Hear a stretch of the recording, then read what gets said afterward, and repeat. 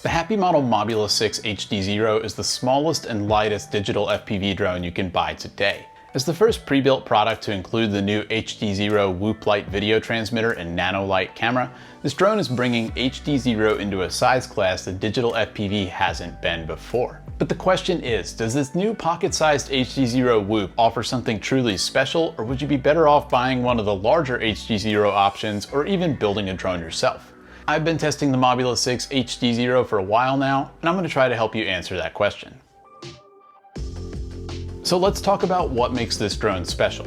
To start with, we'll cover the obvious, which is that it uses the HDZero digital FPV system. This means the drone can transmit 720p video to your goggles at extremely low latency and with a radio link that's much more stable than any analog video system. In practice, you're unlikely to see any static or breakup at all inside a house, even at the lowest transmit power. And the image from that camera is going to have a lot more detail than what we're used to seeing in tiny whoops like this, which makes it easier to fly around obstacles. That's something I really do notice, and it's made flying this whoop really fun. But if you're watching this, there's a good chance you already know what HDZero is, so what makes this HDZero drone special? Well, we've got to talk about the size. It's a 65mm whoop, which makes it the smallest HDZero bind and fly option to date and the smallest common size class of FPV drones in general. And I know it can be hard to really understand just how small this is. The Mobula6 HDZero is about 3 inches wide and about 1.5 inches tall, and it weighs less than 24 grams. Even putting it next to a 75mm whoop, it's immediately apparent just how small this one is. I wasn't kidding when I said it would fit in your pocket. These 65mm drones are tiny. Where you really start to see the advantage of that small size is flying indoors. Flying the Mobula6 really makes you see the inside of your house in a new way. Every piece of furniture turns into a new obstacle, and even the smallest space feels like a big course to fly around in and enjoy. You could really probably have as much fun flying this around in a dorm room as you could in a large office building. The other notable feature of this drone is that it uses single-cell 1S batteries. This is new for HDZero, and it's enabled by the new Whoop Light VTX. And there are a few reasons you should care about that. For one thing, 1S batteries are really cheap, so you can afford to have a lot of them, which lets you fly for longer. But maybe more importantly, 1S batteries are really easy to charge. You don't need a particularly fancy charger, and it's just harder to mess up charging these batteries. I think this makes 1S drones perfect for beginners, but even as an experienced pilot, I really appreciate how easy it is to work with these batteries. I can take this drone on a trip and just bring a little charger the size of a USB stick and be good to go. But the other characteristic of 1S batteries is that they have less available power for the drone to make use of in flight. This is both good and bad for what this drone is intended for, so let's talk about how it flies. You've probably noticed that a lot of the flight footage I've shown has been indoors, and that's really where this drone shines.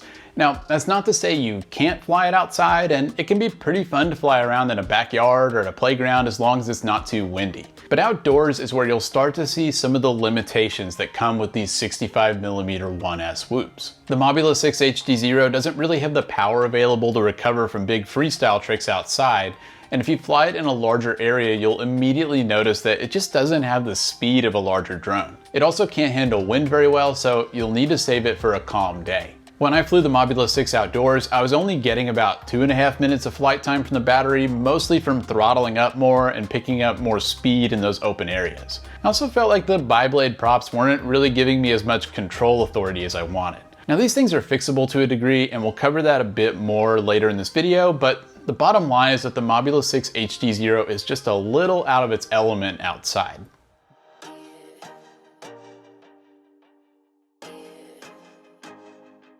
But indoors is a totally different story. I have to say that this drone is the most fun I've ever had flying around inside my house. It's like everything that works against it outside is suddenly an asset inside. I find it to be easily controllable, nimble, and just perfectly suited for exploring an indoor environment. The small size of the Mobula6 makes it particularly easy to fit through gaps, and I found myself having a lot of fun navigating through obstacles that I'd have a much harder time handling with anything larger. I mentioned that I felt like there were some advantages to the lower power output of the 1S batteries in the drone. It seems like it tames the motors a bit, and I was able to easily make small adjustments to fit it precisely through some of these small spaces. Now it can still get up and go, and if you're interested in racing indoors, you might still run into some handling issues with the biblade props. You can swap them out for tri-blade props to get more agility during that fast flying, so if you like to fly through your house like Nick Burns, that might be something to consider. But if you're more into the exploring type of flight, or if you normally fly outside and you're looking for a change of pace, I think you're going to really enjoy this even without making any changes. Again, I'll point out that the video quality of HDZero is really an advantage for indoor flight. Part of why I've been having so much fun with this one is that I can actually see where I'm going and I'm not having to deal with any of the breakup or color shifting issues that plague analog video. I'll point you to my recent review of the HDZero Whoop Light Bundle for more thoughts on the video capabilities of the drone, but I'm very pleased. In terms of the flight time indoors, I was getting about 3 minutes and 15 seconds by charging the batteries to high voltage and running them down pretty low. Now, that's acceptable for indoor flying, but it is on the shorter side, and it's only going to get worse if you do switch it to use tri-blade props. There is a firmware upgrade you can do on the ESCs that improves that flight time a bit. I'm not going to cover that in this video, but I'll link a video down in the description if you want to give that a try. Oh, and while I'm talking about batteries, one complaint I have with the Mobula6 is that they made the power lead just a little bit too short. It's really hard to plug it into the battery because it just doesn't quite reach. I fixed this on mine by making a little cut in the outer heat shrink around the connector so that the wires could bend a little bit more, and that works pretty well, but I just really wish they had made the power lead about a 1/4 inch longer.